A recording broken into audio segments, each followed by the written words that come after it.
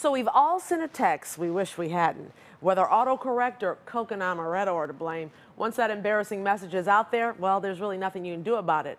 Or is there? Courtney Hall is in the next studio, I should say, with a Chicagoan who's changed her fate. Hey, Courtney.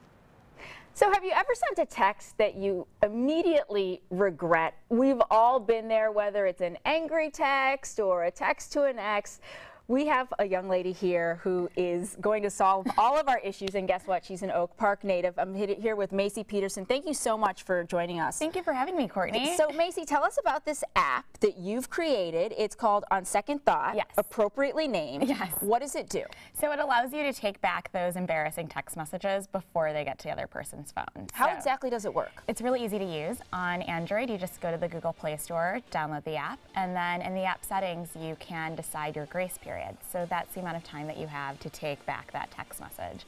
And it can be anywhere up to 60 seconds. So I'm a little impatient. I have mine set for 5 seconds. And what that means is after hitting send, I have 5 seconds to swipe left and get my message back. Really? So it will never get to that person. Gets to their phone. It's like kind of a holding zone then for your text messages. Exactly. So I'm sure you have a funny story about how you came up with this idea. It's so simple. It seems like we should have had this years ago, but how'd you come up with this idea? Well, like everyone, I sent a message that I wished I could take back. What happened, Maci? What exactly happened? So an ex-boyfriend had been calling me, and we're really good friends, but for some reason I just kept missing his calls, and so I wanted to text to him, and what I'd actually written was, hey, for some reason I keep missing your calls. But autocorrect changed it to, hey, for some reason I keep missing your part of the male anatomy that rhymes with calls. Whoa, okay. That was not what I was trying to say to him. And I was like, no, calls. He was like, I mean, either way. I was like, no, calls. So I started, naturally what you do is you slam your fingers against the phone trying to get the message back. And I couldn't do that. It didn't do anything. And so then I started search in the App Store to see if there was anything there. At the time, there was nothing that would allow me to retrieve my messages.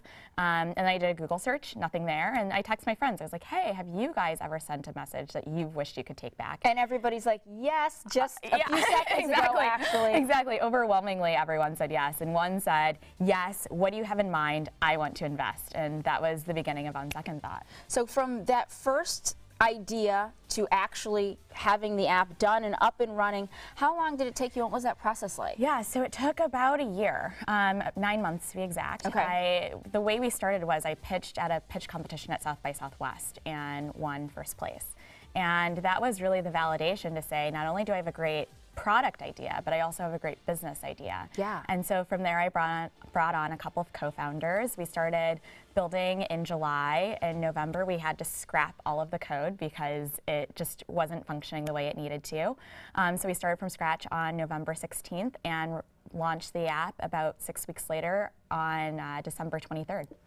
So you went through some ups and downs during this, app building process. What can you say to people out there who have an idea, who are kind of going through that same thing right now? How did you stay encouraged? Well, I mean, one thing is my faith. It's one of those things where I just know that I know that this is a path that God has for me. And so I've really stepped out and said, I'm putting my full trust in you, God, and let's make this happen. And it's really living in the what if, God was kind of like, what if you did this? And I said, yeah, what if? And so that's what I'm experiencing is what if I take that What type of feedback are you getting from your friends or even from strangers about the app? How are they using the app? They have been overwhelmingly encouraging. They have absolutely loved the app. Many people have said, yes, finally, I've been waiting for this. And one person said via Twitter, we should make a holiday for Maci Peterson to thank her for this app. But what's been really interesting is that I recently found out that an attorney in Alexandria is telling her divorce clients to use our app because of the curfew feature. And so while they're going through their divorce proceedings, to turn on the curfew feature so that when they feel like sending a heated text message, it won't go through. That's a great point, and probably something you didn't think your app would be used for. Moving forward with the app, any parts that you think you could grow on or improve on, and what's next for this app? Well, what's next is we're releasing for iPhone by late spring. We're targeting Memorial Day weekend. And then what we're really building is a one-stop shop for all of your mobile messaging. So the way that we're growing is you'll be able to send emails as well as social media posts, and also talk to your friends on other communications apps all through On Second Thought. So instead of going through 5 or 6 different places, you can talk to those people all through our app.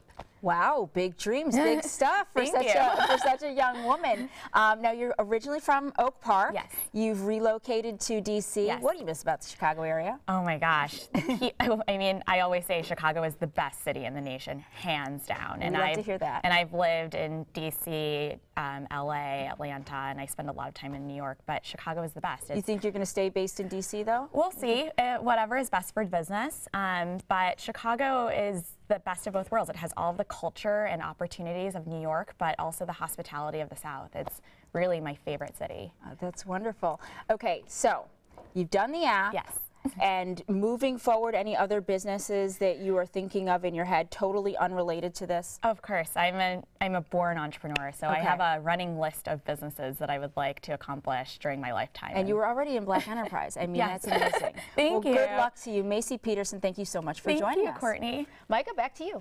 Thank you, Courtney. Up next, we're going to hear from the man who's bringing legendary singer and civil rights activist Oscar Brown Jr. to life for Chicago audiences.